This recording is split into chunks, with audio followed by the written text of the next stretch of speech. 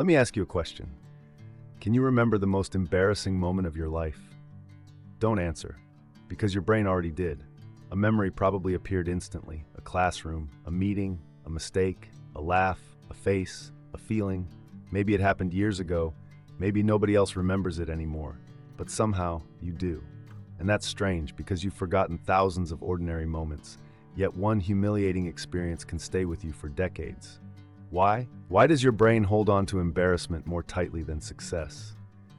Why can one awkward mistake still make your stomach tighten years later? Most people think humiliation is simply an unpleasant emotion. But what if it's something much deeper? What if your brain treats humiliation as a threat, not to your feelings, but to your survival? Because hidden inside every human being is an ancient fear that evolved long before schools, offices, or social media existed. A fear so powerful that your brain still reacts to it today. And once you understand why, you may finally understand why some memories never seem to let you go. To understand why humiliation hurts so much, we need to travel back in time, long before modern cities, long before schools, long before social media. For most of human history, people lived in small tribes, a few dozen individuals. That was your world, your food, your protection, your chance of survival. And in that world, belonging wasn't optional. It was necessary. If the tribe rejected you, life became dangerous. You could lose protection, lose resources, lose your place in the group. In some cases, rejection could even mean death. As a result, the human brain evolved to pay close attention to social acceptance. It learned to treat exclusion as a serious threat. And that ancient system still exists inside you today. The problem is that your brain was designed for a very different world. A critical comment online, someone laughing at your mistake, an embarrassing moment in front of a group. None of these things threaten your survival, but your brain doesn't always know that. Deep inside, it still reacts as if social rejection means danger. That's why humiliation feels bigger than it should. It's not just about what happened, it's about what your brain believes the event means. A threat to belonging, a threat to status, a threat to acceptance. And once that alarm is triggered, something remarkable happens. Your brain begins processing social pain in a way that's surprisingly similar to physical pain. Now here's where things get interesting. Most people think humiliation is just an emotion, something uncomfortable, something unpleasant, something that hurts your feelings. But your brain sees it differently. Research has shown that social rejection activates many of the same brain systems involved in physical pain. Think about that for a moment. Your brain reacts to humiliation in a surprisingly similar way to being physically hurt. That's why embarrassment can feel so intense. That's why rejection can make your chest tighten. That's why a humiliating memory can stay alive for years. From your brain's perspective, social pain matters. A lot. And from an evolutionary standpoint, that makes perfect sense. For our ancestors, losing social acceptance could be dangerous. Being excluded from the group meant losing protection, support, and resources. So the brain evolved an alarm system, one designed to make social threats impossible to ignore. The problem is that this ancient system is still active today. Your brain often reacts before logic has a chance to speak. A public mistake becomes more than a mistake. A laugh becomes more than a laugh. A moment of embarrassment becomes a warning signal. And once that signal is attached to a memory, your brain keeps bringing it back. Not because it wants to torture you, but because it wants to protect you. It keeps asking the same question: what if this happens again? If there's an embarrassing memory that still makes you cringe years later, type "still hurts" in the comments. Because what happens next is even more fascinating.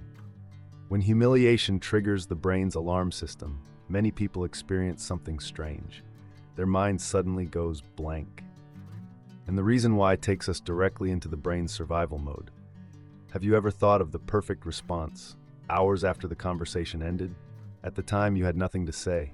Your mind went blank, your words disappeared.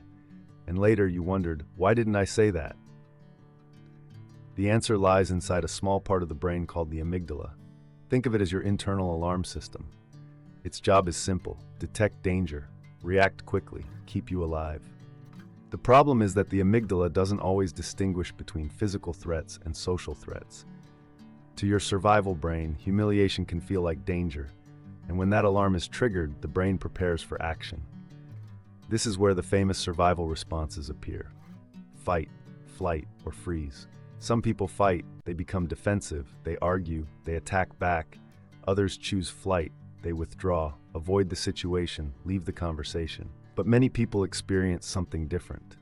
Freeze. Their thoughts slow down, their body becomes tense, their mind goes blank, and they can't think of what to say. This isn't weakness, it's not a lack of confidence, it's a survival response. Your brain is temporarily focusing on protection rather than performance. The strange part is that many people spend years criticizing themselves for a reaction they never consciously chose. But once you understand what's happening, something changes. You stop asking, "What's wrong with me?" and start asking, "What was my brain trying to protect me from?" Because the moment itself is only part of the story. What hurts even more is the meaning you attach to it afterward. Here's something most people never realize. Humiliation doesn't hurt because of what happened. It hurts because of the story your brain creates afterward. Imagine someone laughs when you're speaking. That's the event. Just a laugh. A sound lasting less than a second. But your brain rarely stops there. Instead, it starts filling in the blanks. They think I'm stupid. They don't respect me. Everyone noticed. I embarrassed myself. And suddenly, a moment becomes a narrative. The problem is that your brain is not a recording device. It's a storytelling machine. Its job is to make sense of the world, to explain what happened, to predict what might happen next. And sometimes, those explanations are completely wrong. One person laughs, your brain hears, "Everyone is judging me." One mistake happens, your brain concludes, "I'm a failure." One awkward moment occurs, your brain decides, "I'll never live this down." Notice what happened. The event lasted seconds. The story lasts years, and the story often becomes more painful than the event itself. This is why humiliation follows people long after the moment is over. Not because they're reliving reality, but because they're reliving the meaning they attached to it. The brain keeps replaying the memory, searching for answers, searching for certainty, searching for a way to prevent the same pain from happening again. But instead of finding relief, it often creates overthinking. The same memory, the same questions, the same emotions, played over and over. Have you ever spent more time thinking about a mistake than anyone else ever did? Comment me below, because here's the truth. Most people are too busy worrying about their own mistakes to spend much time thinking about yours. Yet your brain treats your humiliation as if it's still happening, as if the audience is still watching, as if the judgment never ended. But the judgment ended long ago. What's still alive is the story, and unless that story changes, the pain often remains. Which brings us to another important question. Why do some people seem so eager to humiliate others in the first place? When people experience humiliation, they often ask, why would someone do that? The answer is often surprising, because people who humiliate others are not always acting from strength. Very often they're acting from insecurity. Psychologists have observed that people who feel small sometimes try to make others feel smaller, not because it solves their insecurity, but because it briefly hides it. For a moment, putting someone else down can create the feeling of power, the feeling of status, the feeling of control. Sometimes it's about attention. A cruel joke gets laughs, a public insult gets reactions, and for a few seconds, the person feels important. Other times, it's about fear. Fear of looking weak, fear of being judged, fear of becoming the next target. So instead of risking humiliation, they direct it towards someone else. Of course, understanding this doesn't excuse the behavior, but it does change how you see it. Because once you understand where it comes from, you stop automatically believing what was said about you. You begin to realize that another person's cruelty often reveals more about them than it does about you. The humiliation was directed at you, but the insecurity behind it often belonged to them. And that's important to remember, because many people spend years defending themselves against criticism that was never really about them in the first place. Unfortunately, that's exactly where many people make their biggest mistake. When people feel humiliated, they usually react immediately.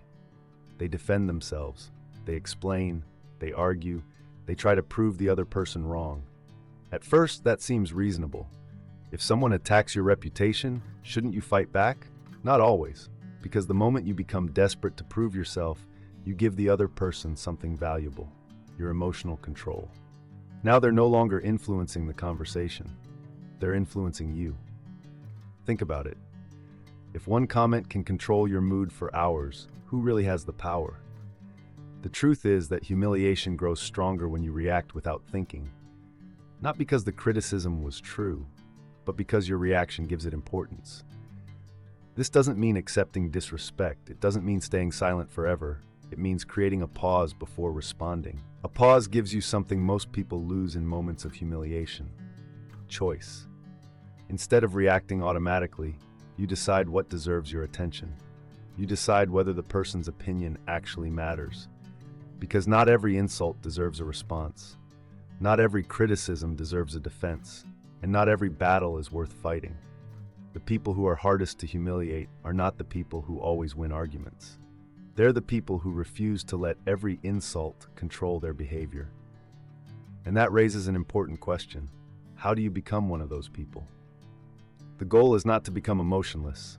The goal is not to stop caring what anyone thinks. And the goal is certainly not to win every argument. The real goal is much simpler: to stop giving other people control over your inner world. And that begins with a pause.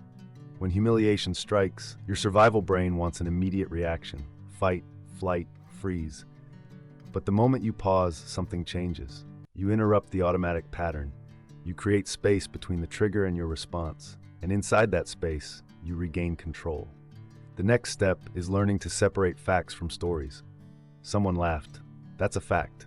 Everyone thinks I'm stupid. That's a story. Someone criticized you. That's a fact. I'm a failure. That's a story. The more clearly you can see that difference, the less power humiliation has over you. Because most suffering comes not from the event itself, but from the meaning attached to it. Another important shift is self-respect. People who rely entirely on external approval become vulnerable to external judgment. Their value rises and falls with other people's opinions. But self-respect works differently. It comes from knowing who you are, even when others misunderstand you, even when they criticize you, even when they laugh. And finally, remember this: not everyone deserves access to your emotions. Not every opinion deserves a place in your mind. If you're ready to stop giving other people power over your emotions, comment free below. Because becoming difficult to humiliate is not about becoming stronger than everyone else. It's about becoming stronger than the voice inside your head that keeps reliving the past. And when that voice loses its power, something remarkable begins to happen. One day, something unexpected will happen. You'll remember that embarrassing moment, the one that used to keep you awake at night. The one that made your stomach tighten whenever it came to mind. But this time, something will be different. The memory will still be there. Yet the pain won't. Not because the past changed, not because everyone suddenly approved of you, but because you've stopped giving that moment authority over your life. You'll realize that humiliation was never just about what someone said. It was about the meaning you attached to it. And once that meaning changes, the memory loses its power. This is what real freedom looks like. Not avoiding judgment, not convincing everyone to like you, but knowing that your worth does not depend on another person's opinion. Because the moment you stop needing everyone's approval is the moment their words stop controlling you. And that's where true confidence begins. One day, you'll meet the person who once made you feel small, the person whose words stayed in your mind for years. Maybe they'll say something similar again, maybe they'll try to get the same reaction, but this time, something will be different. Your heart won't race, your mind won't spiral, you won't spend the next week replaying the moment, because nothing happens inside you anymore. Not because you've forgotten, not because you've won, but because you finally understood something important. They never had the power, not over your worth, not over your future, not over who you are. The only power they ever had was the power you gave them. And the day you stop giving it away is the day you become free.